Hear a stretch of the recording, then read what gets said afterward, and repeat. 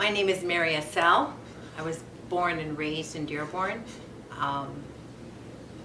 My mother was also born and raised in Dearborn, and it was fun. When I think about my childhood, those are my warmest memories.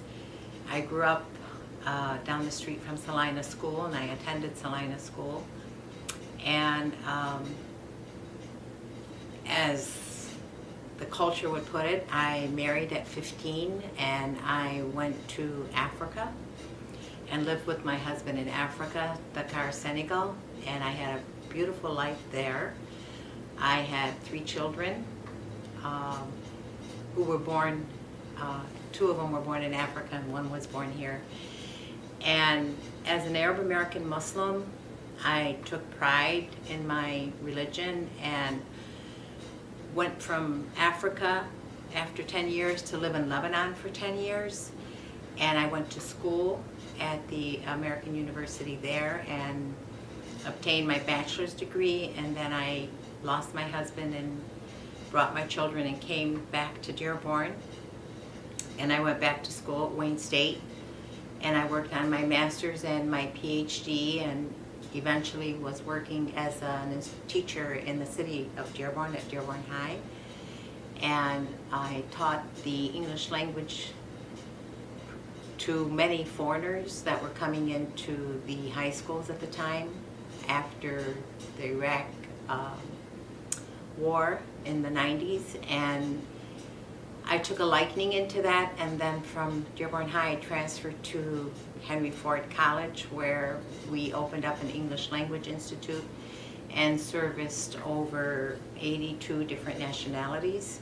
It was fun, and I think that being an Arab Muslim, I was able to reach out to many of the Arab Muslim women who were there and understand their culture and kind of clarify it to a lot of people, because when I first went to Dearborn High in the 90s, I believe there were only a few women who were wearing scarves. And after 9/11, and I want to say maybe 2004, 2005, more and more Muslims were coming in from Iraq, and most of them were obviously Muslim. And my partner Ed Demerly, we ran the English Language Institute together. We did a lot of interviews and published a lot of articles on the differences among different Muslims who come from different countries. And in the end, we found that as we were teaching and students were coming back to say hello to us, some of them were graduating from pharmacy, from medical school. It was just fun to see, or rewarding really, to see how well these students were doing and how they wanted to acclimate into the American culture.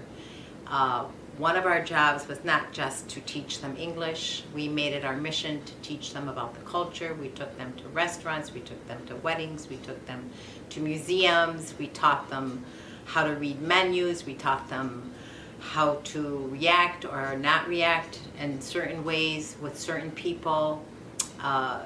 Different things that came along with the language that they were eager to learn in order to blend in the society in Dearborn.